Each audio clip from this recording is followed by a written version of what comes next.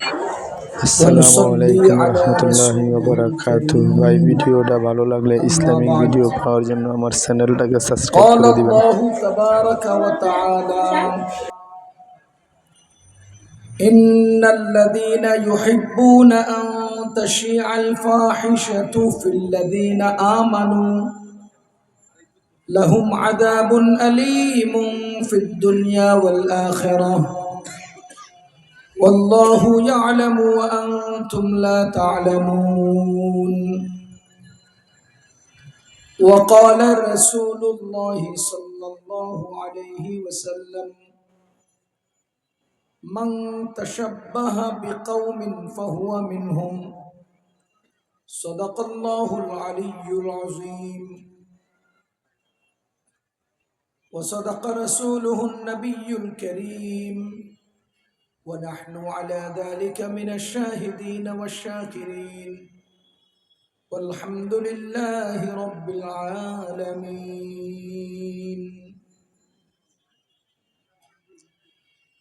ইমাম সমাজ বাংলাদেশ বংশাল জোন এর উদ্যোগে 2 দিন ব্যাপী ঐতিহাসিক ইসলামী মহাসম্মেলনের প্রথম দিনের চলমান অধিবেশনের সম্মানিত সভাপতি সাহেব, মুআজ্জাজ উলামায়ে কেরাম, মুরব্বিয়ানে আযম, যুবক ভাইরা ও বন্ধুরা, বিভিন্ন এলাকা থেকে আগত সম্মানিত মুসলমান ভাইরা, আমাদের এই ইসলামী মহাসম্মেলন মূলত উম্মাহকে কিছু ইসলামিক দিক নির্দেশনা দেওয়ার জন্য, মুসলিম উম্মাহকে কিছু মেসেজ দেওয়ার জন্য কাজ করার দায়িত্ব উম্মতের। উম্মতকে দিক নির্দেশনা দেওয়ার দায়িত্ব উলামায়ে কেরামের। আমরা আমাদের এই ঐতিহাসিক মহাসম্মেলন থেকে সময়ের আলোকে, সময়ের প্রয়োজনে উম্মাহকে কিছু দিক নির্দেশনামূলক কথা বলতে চাই। পালন করার পূর্ণ দায়িত্ব উম্মার। আমার আজকের আলোচনার বিষয়, এই প্রোগ্রামকে যারা পরিচালনা করেন এর মধ্যে অন্যতম প্রিয় গাজী হেদায়েতুল্লাহ সাহেব এবং আরো 2-1 সাথে পরামর্শ করে আমরা ঠিক করেছি, যেহেতু আজকে 27 তারিখ ডিসেম্বর 2024, 2-3 দিন পরেই 2025 সাল শুরু হচ্ছে। এই নতুন বর্ষকে কেন্দ্র করে একটা আয়োজন হয় 31st নাইট। এই প্রসঙ্গে আমি কিছু কথা বলবো। বাংলাদেশে 3টা ক্যালেন্ডার চালু আছে: ইংরেজি ক্যালেন্ডার, বাংলা ক্যালেন্ডার, আরবি ক্যালেন্ডার। 3টা বর্ষ হিসাব আছে, বছরের হিসাব আছে 3টা: ইংরেজি, বাংলা এবং আরবি। দুঃখজনক সত্য হলো, আরবি ক্যালেন্ডারের বর্ষ হিসাব আমরা মুসলমানরা খুব একটা না করলেও ইংরেজি আর বাংলা ক্যালেন্ডারের বর্ষ হিসাব আমরা খুব করি। ইংরেজি ক্যালেন্ডারের হিসাব আমরা কেন করি? বাংলা ক্যালেন্ডারের হিসাব আমরা কেন করি? সারা বছরের হিসাব থাক আর না থাক, প্রথম তারিখের হিসাব আমাদের থাকতে হবে। বাংলা 1 তারিখের 1 বৈশাখ, ইংরেজি 1 তারিখের 31st নাইট। এই 2টা অশ্লীল কর্ম উদযাপন করা যায়, এজন্যই এই 2 বর্ষের হিসাব হয়। আরবি বর্ষের সাথে যেহেতু ইসলামের সম্পর্ক, আরবি বর্ষের সাথে যেহেতু দ্বীনের সম্পর্ক, আরবি বর্ষের সাথে যেহেতু আল্লাহ আল্লাহ রাসূলের সম্পর্ক, সেহেতু আরবি বর্ষে কোনো অশ্লীলতা করা যায় না। এজন্য আরবি বর্ষের 1ম তারিখের হিসাব তালাশ করি না। আরবি বর্ষের 1ম তারিখে গার্লফ্রেন্ড নিয়ে ঘুরে যায় না। বাংলা বর্ষের 1ম তারিখে গার্লফ্রেন্ড নিয়ে ঘুরে যায়। আরবি বর্ষের 1ম তারিখে নাইট ক্লাবে আড্ডা দেওয়া যায় না। ইংরেজি বর্ষের 1ম তারিখে নাইট ক্লাবে 31st নাইট নামে অশ্লীলতায় যুক্ত হওয়া যায়। এজন্য ইংরেজি বর্ষের হিসাব হয়, বাংলা বর্ষের হিসাব হয়, আরবি বর্ষের হিসাব হয় না। ভাইও, তোমরা যাদেরকে বন্ধু বানিয়ে, যাদের আদর্শ আজকে লালন করছো, তোমরা যাদেরকে বন্ধু বানিয়ে, যাদের আদর্শ হায়ার করে আনছো, তোমরা যাদেরকে আদর্শ বানিয়ে, যাদের কালচারকে আমদানি করছো, তাদের ব্যাপারে আমাদের আল্লাহ কি বলেছেন? আল্লাযীনা ইয়াত্তাখিযুনাল কাফিরিনা আউলিয়া মিন দুনিল মুমিনিন। তোমরা মুমিনদেরকে বাদ দিয়ে কাফেরদেরকে বন্ধু বানিয়েছো, মুমিনদেরকে বাদ দিয়ে কাফেরদের পদাঙ্ক অনুসরণ করছো। আল্লাযীনা ইয়াত্তাখিযুনাল কাফিরিনা আউলিয়া, যারা কাফেরদেরকে ওলি বানিয়েছো। শোনো, মুমিনদেরকে বাদ দিয়ে কাফেরদেরকে ওলি বানিয়েছো কেন?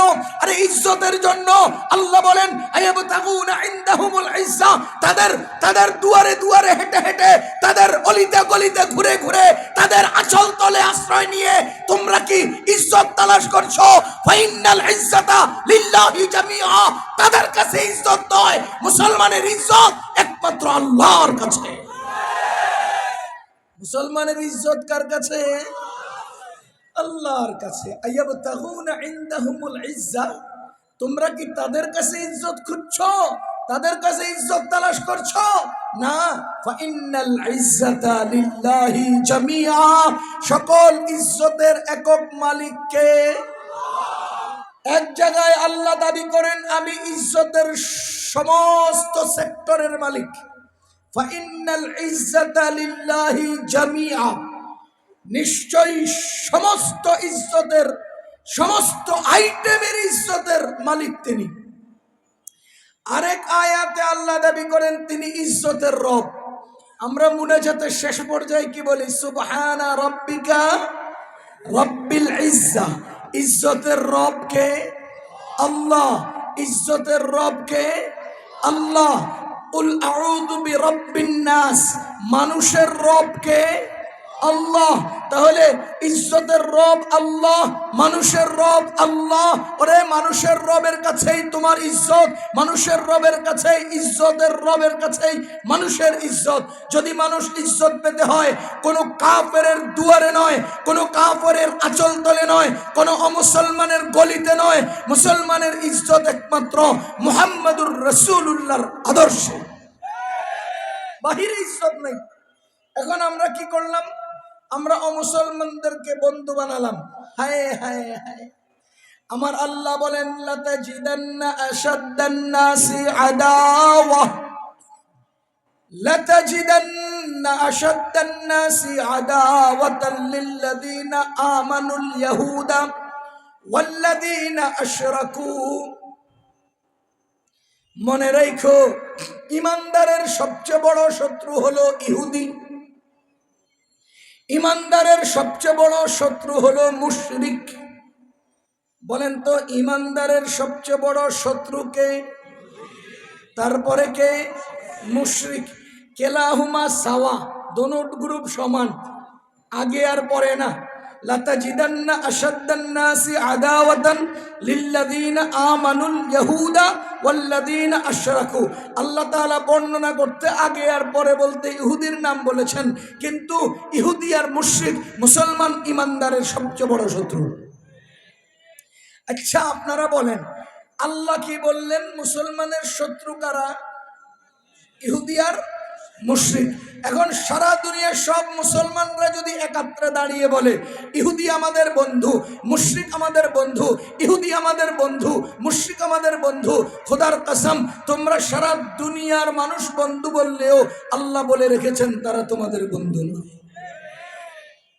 এখন আমরা যদি তাদেরকে টনে টনে হাজার টন ইলিশ মাছ খাওয়াই, এদের মন পাওয়া যাব?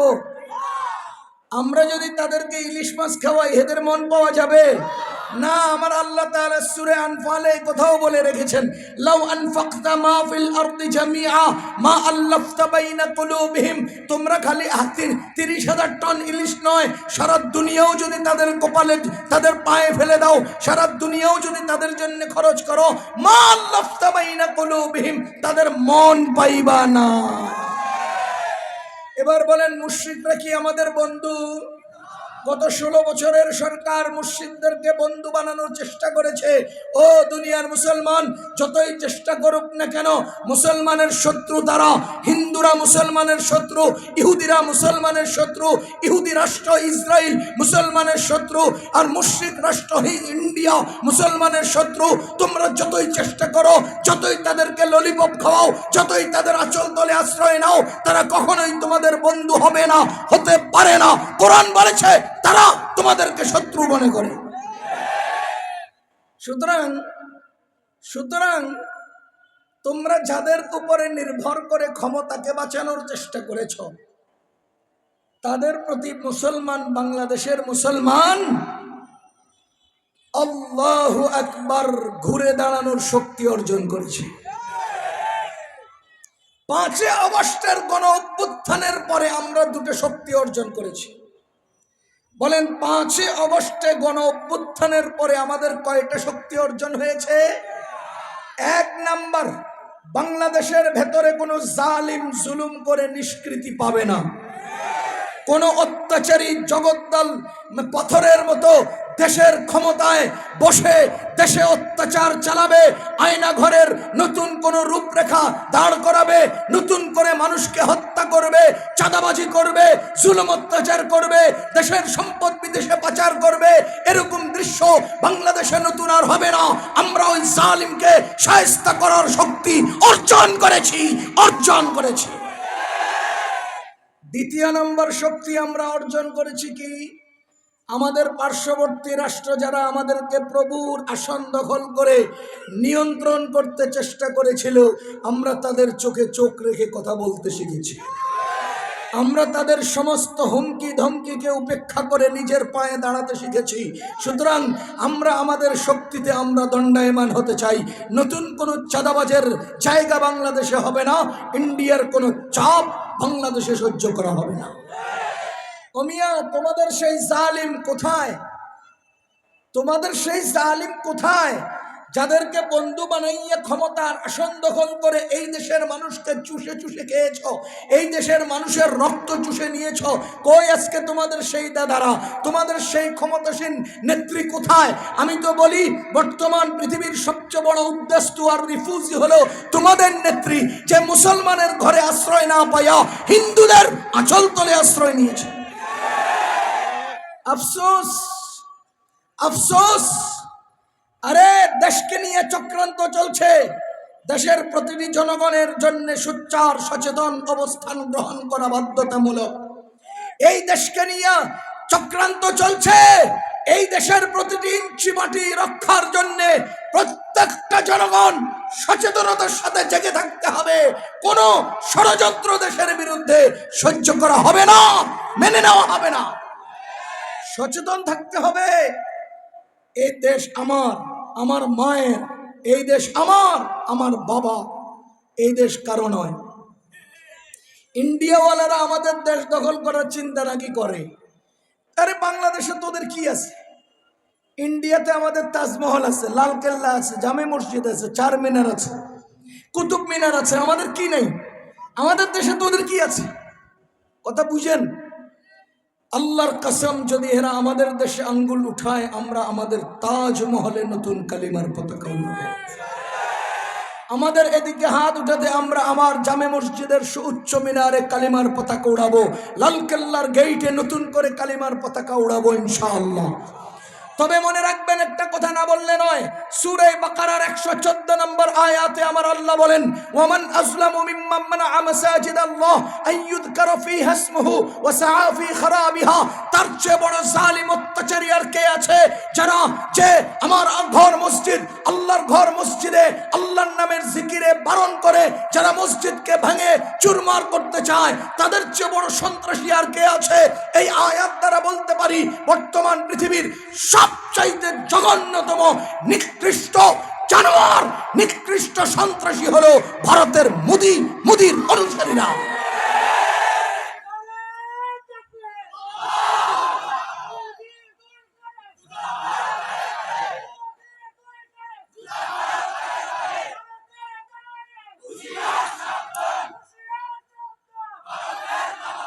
আয়াত কি বলছে?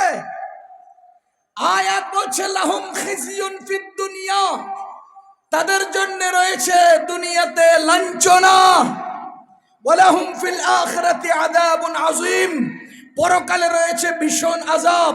মনে রাখবেন, ভারত আমাদের মসজিদে ডুজাল লাগিয়ে যতটা খণ্ড করছে, বেশি দিন নাই লাঞ্ছনার গহ্বরে নিমজ্জিত হয়ে তার দেশ ততটা খণ্ডে বিভক্ত হবে।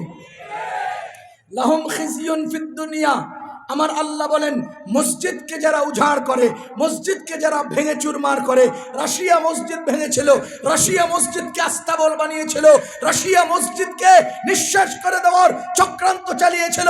ইমাম বুখারীর দেশ রাশিয়া আমাদের মসজিদকে আস্তাবল বানিয়েছে। আফগানিস্তানের মোল্লাদের পিটানি খাইয়া রাশিয়া ভেঙে চুরমার হয়েছে।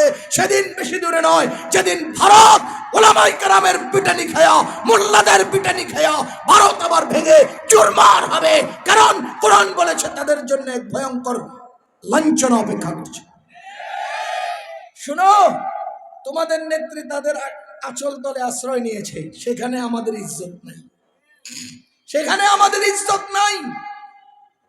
আয়াবতাগুনা ইনদাহুমুল ইজ্জাহ ফাইন্নাল ইজ্জাতা লিল্লাহি জামিআ। তোমরা কি সব তাদের আঁচল তলে ইজ্জত তালাশ করছো? না না না, কোন অমুসলমানের আঁচল তলে মুসলমানের ইজ্জত নাই।